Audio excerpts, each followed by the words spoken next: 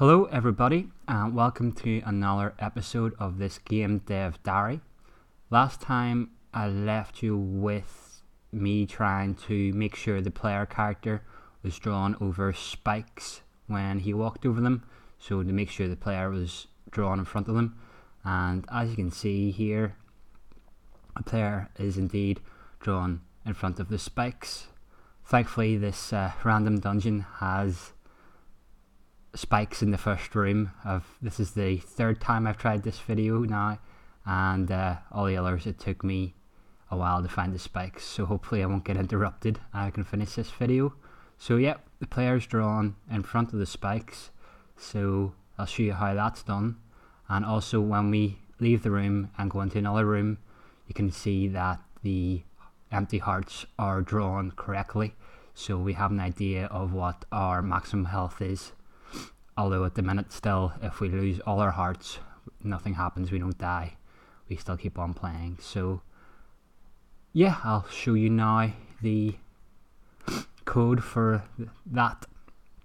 So spikes being drawn in front of the player character, that's something we didn't want. So we, in the scene of the dungeon, what we do is then add another layer. So there currently is 2 layers in the dungeon. You can see here layer 1 and layer 0, and what we do is when we spawn the spikes in the item spawner, we define the spikes to be drawn on the furthest back layer. So you can see here that spikes are drawn at back. So create spikes and then at the X and Y, and then draw them at the back, so that makes sure, because we spawned our player character to the front, that the player character, when he walks over it, he will actually look like he's walking in front of them rather than behind them. And then the hearts, the player health, this part here is what you've seen before, and then what we do now is repeat for, and this is the maximum health, the get item 1 from player health, and get item 3 is the current health. So we, from the maximum health, we take away the current health, and that gives us how many empty hearts we should have, or half full hearts we should, how many empty hearts we should have. And then we say create that heart at this whatever times 22, so it just keeps looping through, because each heart should be 22 pixels away from the last heart. LC2 is just a loop counter, so we know exactly how far it needs to be drawn away from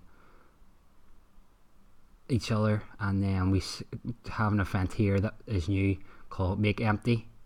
So if we look at it's for behavior, health heart behavior. If we look at health heart behavior, then we can see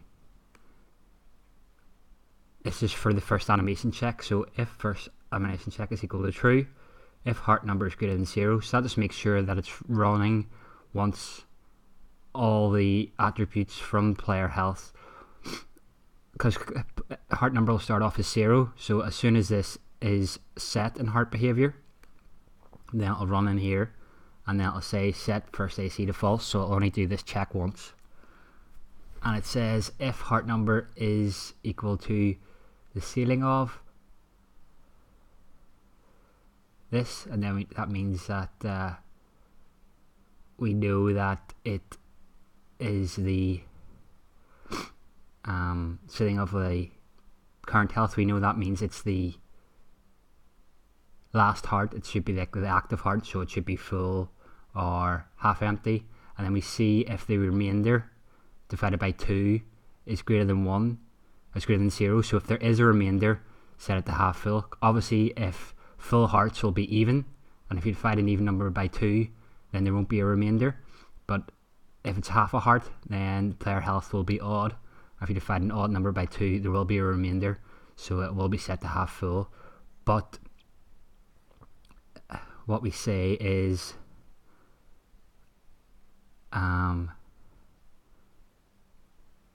if first AC is equal to true, then we have make empty, and make empty is the boolean made made true or false by here, this part in the scene behavior. So if make empty is set to true, then we set it straight away to empty. So that allows us to spawn the hearts at the start of every scene and then decide whether this should be full or empty. So it's just a bit of maths to find out whether it should be half full, and then there's a boolean to see if it should be empty. So that's you all caught up with what I was doing since the last video. What we're going to do now is create the monster spawner. So it's pretty much going to be exactly the same code as the item spawner, except create monsters instead of items. So I think we'll just copy it over rather than have all the code in, pardon me, in one behavior. I think it's better to create it in a different behavior, so we'll just duplicate it.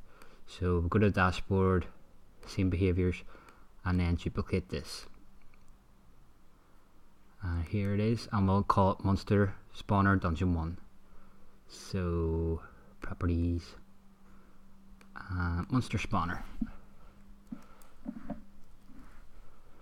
and apply changes. So it's pretty much exactly the same. So we can get rid of the spikes bit because spikes are not monsters. And we really want to have, it's going to be okay for the demo because I think there's only going to be 3 or 4 monsters, but I will have to start a document and start documenting what numbers mean what enemies once I start populating the actors with the actor numbers with a lot of enemies, because the oryx sprite pack has a lot of sprites for enemies, so I might as well use them. So we've got 12 up to 12 corresponding to the barrels. We have 13 and 14 for the spikes, so that means 15, 16 and 17 are going to be our ratty, our baddie, and our rat archer, or whatever they were called. So 12, 13, 14, it's 15.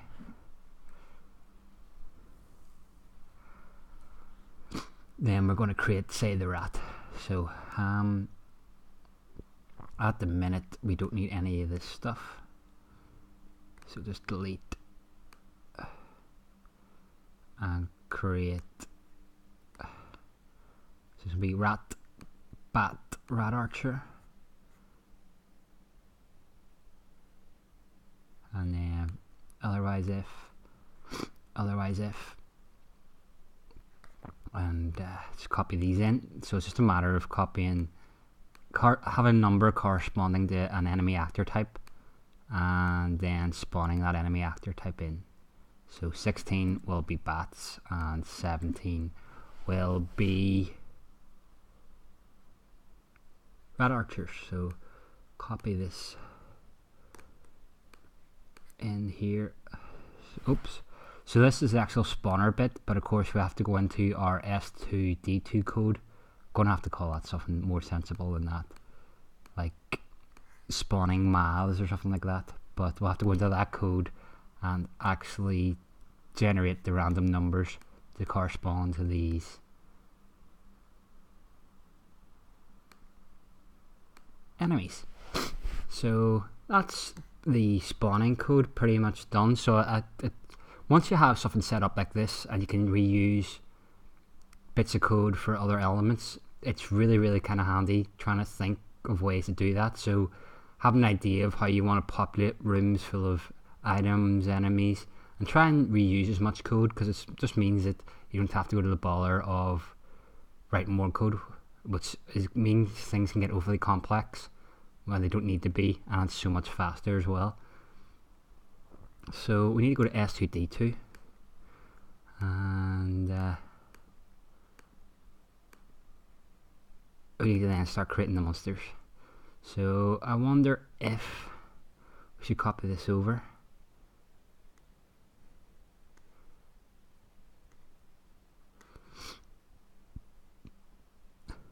To make sure that we do the monster, or do we do the monster spawning?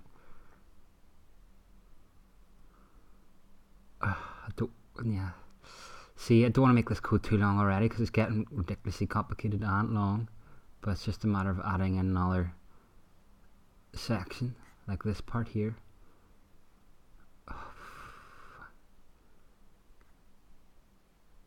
I think for the demo it's going to be okay, and then I might think about doing it slightly differently.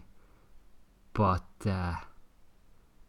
yeah, for the minute we'll just keep it all in one behavior. So hopefully we can take this out.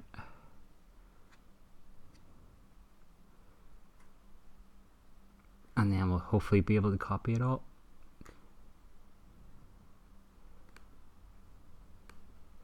And then undo. And that should move it back into where it needs to be. And then we should be hopefully able to paste. So it's this one here. Paste it at the bottom of. Hold on, what one does need to be in the bottom of? So it needs to be within this. Okay, right. So paste, and then we'll copy this in, and then it's just a matter. Hopefully, by this video, we'll actually have monsters in part of our dungeon. So we need you to go up one. Please stop being so annoying. Oh, it's frozen. No, it's not frozen. Are we going to get you into where we want? I don't think so.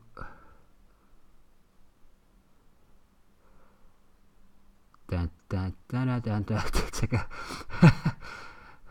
Mission Impossible here. That was a very bad attempt at the Mission Impossible theme tune. Come on, please. I have to do it bit by bit. You're so frustrating sometimes, Stencil. So leave that there, and then we'll copy it in bit by bit now. So annoying. So if we take you out and put you here, then hopefully you can move this into where we want it. Please, can we go? Come on, stop making me around, making me angry. Sorry about this, guys and girls. Right, I'm going to put you up here and then move the other one above you. That might work a bit better. Or not. It's so frustrating.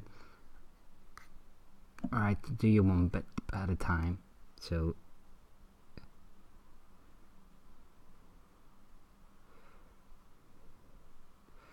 I guess it's the one below that, so that's still in the this in it.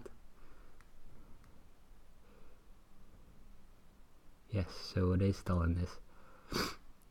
Right, so environmental spawning, you need to be outside this one. So yeah, you are one up too much, so take you out and put you.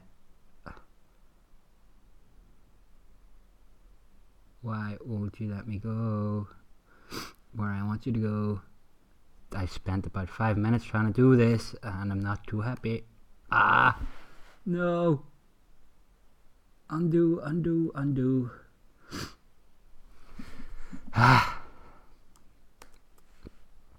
So this is why I don't want to do this all in one behavior, because it's starting to just be so laggy. I'm gonna have to do it for all the 5 dungeon lists as well, so just want to get this up and running, and then I'll figure out a better way of doing it.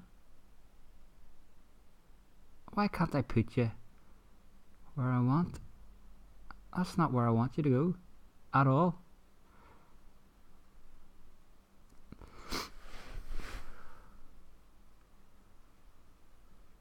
That's so frustrating.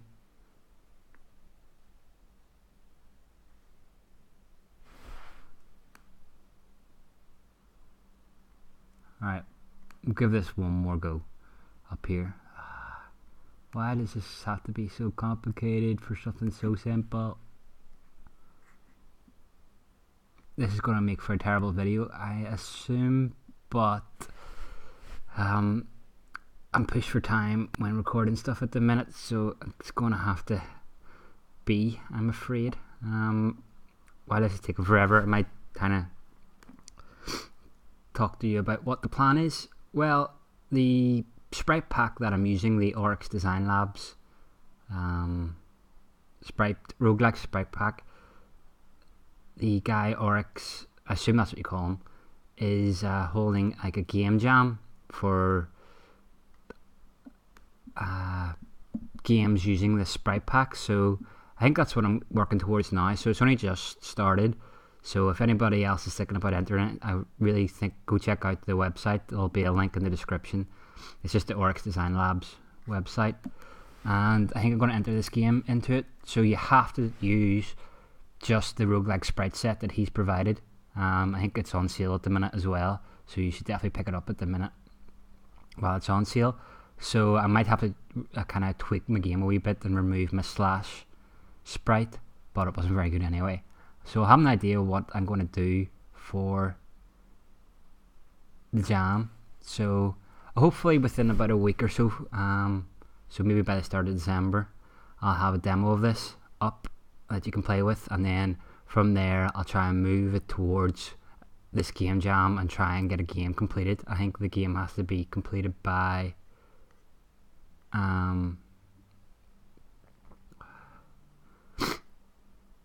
24th of December, and if you want to be in it, you have to say you're going to be in it before 14th of December or something like that. So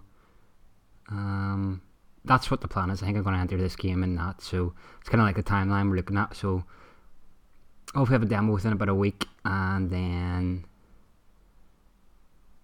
so I don't think we need. I don't need this bit. So if we can deactivate this. Not all of it. So frustrating. So yeah, hopefully within about a week is demo up, and then I'll go and work away at actual finishing off the game, or getting into the stage where it actually looks like a game rather than a demo that you can play, and that'll be just before Christmas. So for the Christmas break you should be able to play this game as much as you want. Wishful thinking. Will I actually have a game done by then?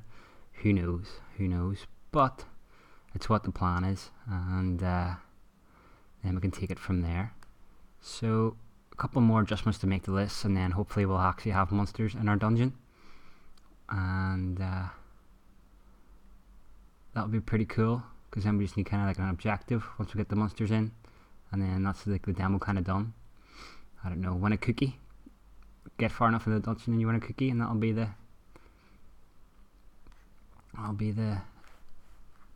aim of the game, or who knows what else you could win. So 15, 16 and 17 I think it was.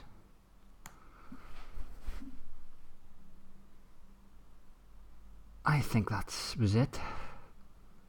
So do we want up to 6 months, or share we do? Let's give this a go then. Oh, we need to test the monster spawner. So it was 15, 16 and 17. So test the monster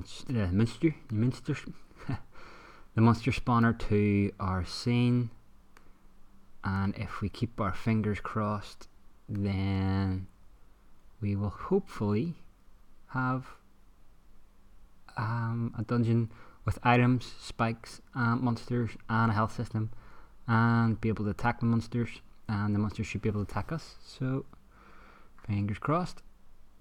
Way hey! Why have we so many monsters? That's more than 6. And the arrows aren't dying when... Oh, it's getting really laggy. They're hitting the items, that's okay. But you can sort of see an idea. Whoa, it's really laggy at the minute. That's because of the arrows, I think. But cool. So I'm going to wrap it up here. So there's monsters in the dungeon. They're not quite doing what we want, but it's a start. Definitely it's a start. And I'll tidy this up in the next video. If you have any comments or suggestions, or want to suggest something for the game, drop a suggestion in the comments. Until next time, see ya.